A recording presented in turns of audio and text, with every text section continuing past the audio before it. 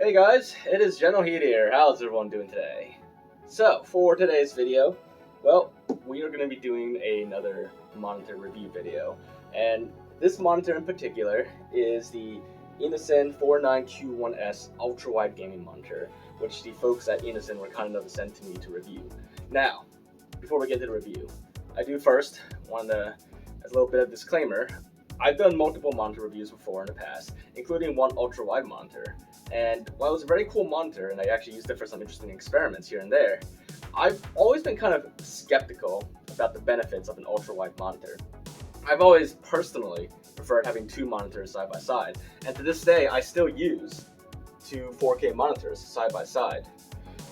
But this monitor, at least on paper, does sound like a very amazing monitor.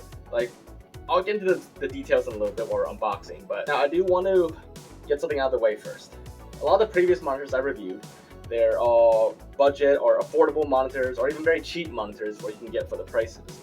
But this monitor, like I said, on paper, it is very premium specs. So as a result, the price does reflect that. But anyways, let's unbox the INNOCN 49Q1S and see if this monitor lives up to the hype.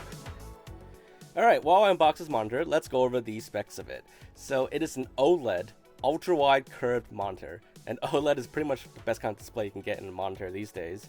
It has a 5120 by 1440p resolution with a refresh rate of 240 Hz. And on top of that, it has a response time of 0.03 millisecond. I didn't even know you could go below 1 millisecond. I've never even seen that before, which might show how in the dark I am about very high-end gaming monitors. The monitor also supports G-Sync and other adaptive sync features. It also supports HDR400 True Black and over 1 billion colors. And also it has built-in speakers and a microphone, which we'll talk about in a little bit. But this monitor also has a lot of ports on it. It has a Type-C 90-watt port, it has audio jack, some USB ports, including a USB-B port, your usual HDMI and display ports, and even has an Ethernet port for whatever reason. So I'm not sure what that's for. But anyways, like I mentioned, this monitor does have quite a lot of interesting features to it. So let's get that monitor powered up and let's take a look at it. Alright, so here we are in Windows, which has full support for 32:9 ultra wide. And we could see here, everything just works great. It's at the full resolution, full refresh rate. Everything is very smooth. Everything looks really nice too on this display. And a lot of apps, they work fine in ultra wide. Some apps, a lot of empty space because they're more optimized for 16:9 regular monitors. But you can always put it side by side using the Windows Snap feature. But for those of you who were like me and say like 2 monitors is better, just get 2 monitors instead of an ultra wide, because then it's kind of messy, like stretching apps along the screen and stuff like that. Well, this monitor has a feature called picture by picture, which you can plug 2 cables from your PC's graphics cards into this, and it treats it as 2 monitors.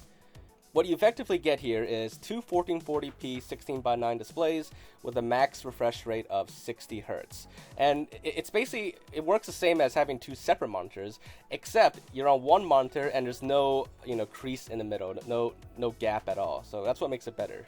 Now, as I mentioned earlier, this monitor also has built-in speakers, but it also has a very rare feature that you almost never see in any monitors, which is a built-in microphone.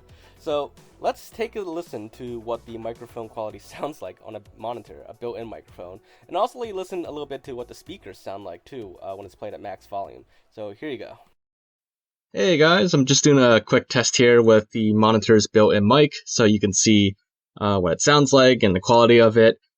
Like I said, it's very unusual for monitors to come with built-in microphones. It's already kind of rare for them to have built-in speakers, but this one apparently has a built-in microphone. So this is what it sounds like.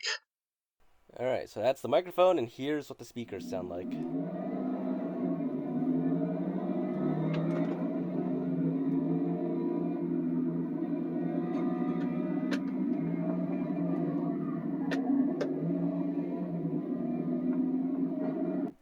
Alright, so as you heard, the microphone, it's not the greatest quality, but it'll do for like, voice chats and like Discord calls and stuff like that.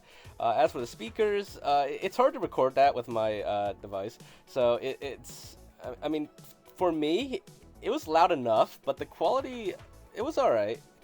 It's just when it gets a little bit too loud, it does sound a little not as clear, but it's fine for like built-in speaker microphones. But anyways, now to get to the main tests, which is games. So this monitor, especially like any 32:9 ultra-wide monitors, I should say, they are perfect. In fact, they are ideal for games that are especially like first-person games that are inside like a cockpit or like inside like a car or something like that. Like you could see, it's just the super ultra-wide of 32:9, it's meant for these kinds of games. And I even got like my racing wheel set up and flight stick set up just to test this out, and it's really amazing. It's almost like it's like you're like flying or driving for real. And I know like I've seen like flight sim and racing setups where people use like 3 monitors or even 4 monitors, and those are really cool and all, but the problem is you have like the gap between monitors. And having a single super ultra wide monitor, which is what they call 32:9, it hides that gap. Like there's no gap between monitors anymore, so it's perfect. This is like what it's meant for. You saw in Flight Simulator and Forza, it's just everything looks great. But aside from like simulation games or just racing and flying games, what about like other games? Like what about Halo? Well, for this, I would say this depends on the game. Not every game supports 32:9 fully, or if at all. Like Halo 3, the cutscenes, for example, they only support a max of 21:9 ultra-wide, not 32:9. But for gameplay is fine. Gameplay does fully support 32:9, and it looks pretty good. Some weapons look a little funny in 32:9, but for the most part, it's pretty great. It's a pretty nice experience, and I think it works very well, even for a game like Halo 3, which was never meant for 32:9. In fact, it was only like partially meant for 16:9 in the first place. It definitely had 4:3 as part of its original design as well. But seeing Halo 3 and 32:9 working like pretty much perfectly in gameplay, I think it works very well. So that's one plus of this.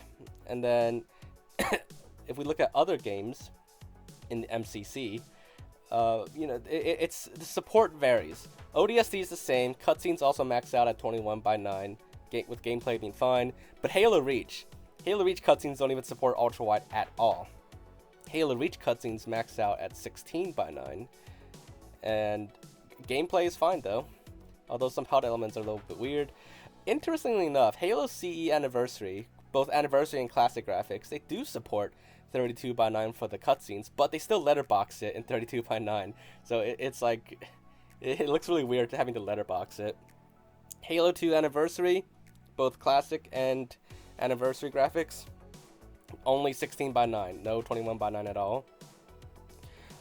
Halo 4, it weirdly does support 32:9 for the cutscenes, but I think it like kind of stretches it out a little bit, and like some parts get cut off at the top and bottom, so it's kind of like it feels zoomed in. But Halo Infinite has like the best support for 32:9 in my opinion. Most of the main menu just supports 32:9 perfectly, no issues at all. But in gameplay, that is where Halo Infinite really shines at 32:9 ultra wide. The only issue is the HUD. It's not centered. Maybe there's a setting for that, but I haven't really looked into it. But the HUD is kind of spread out, and I know that's a little controversial for 32:9 or any ultra wide monitor.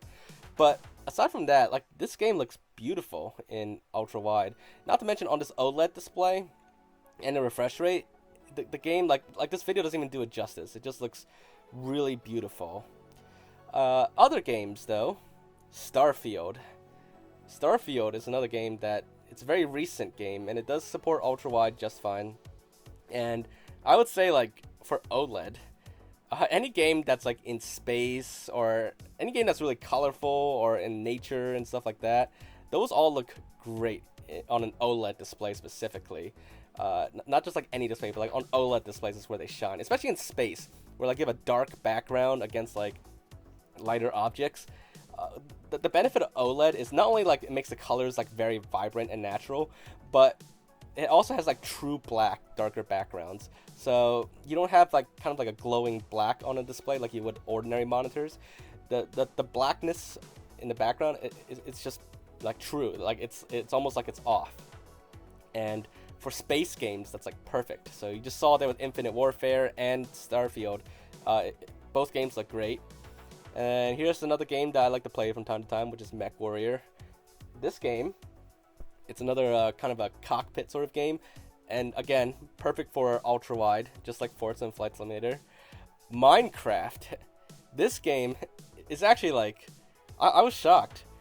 Like, I didn't think like Minecraft was a game that needed to be played in ultra-wide.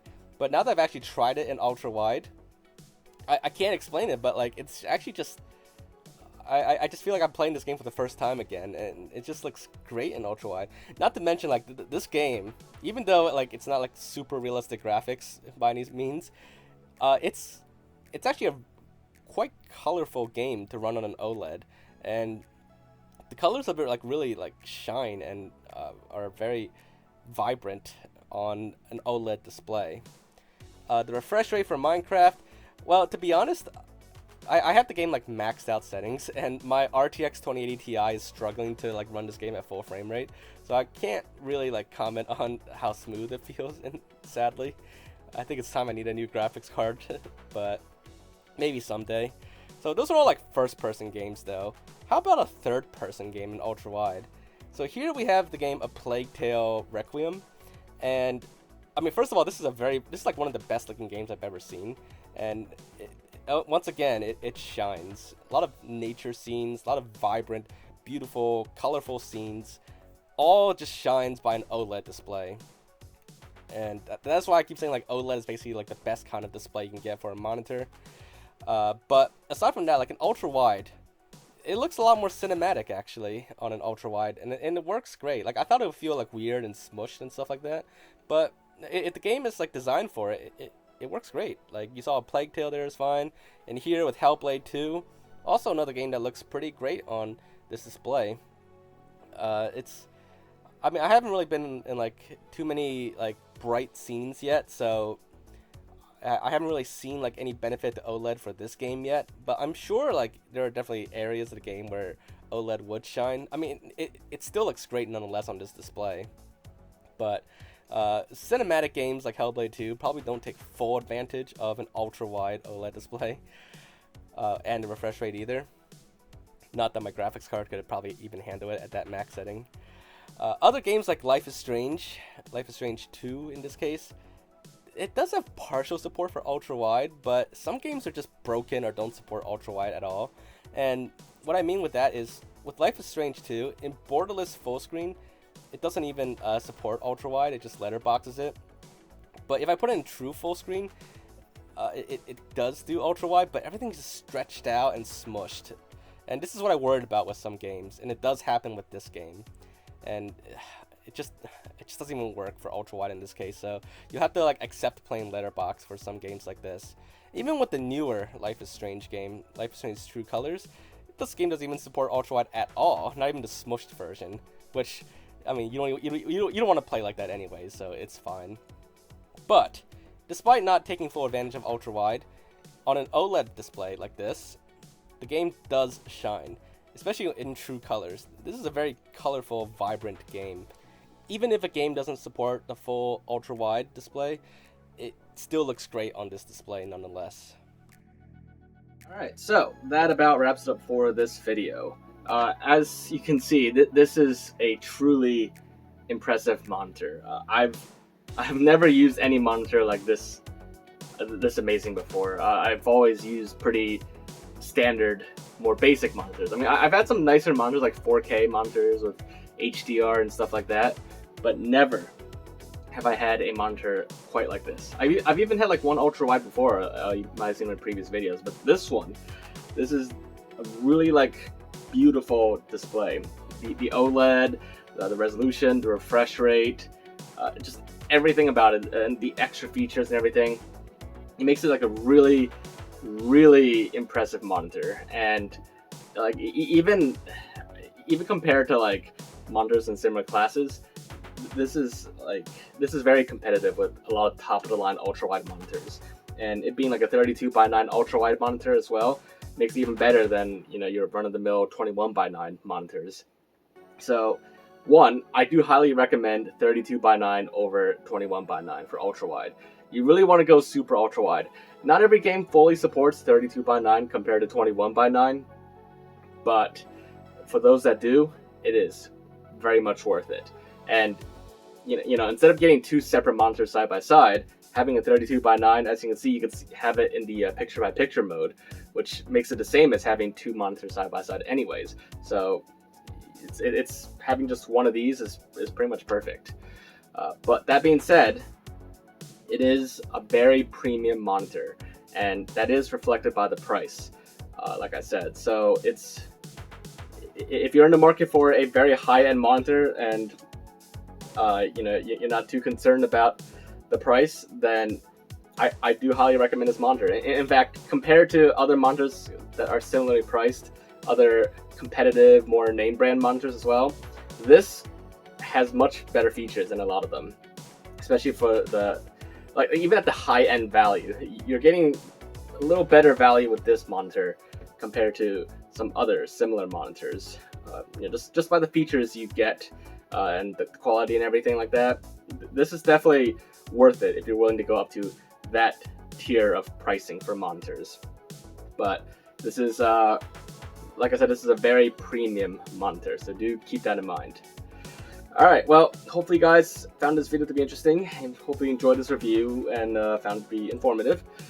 And if you did, like I said, make sure to leave a like, and I'll definitely drop the link for this monitor in the description down below.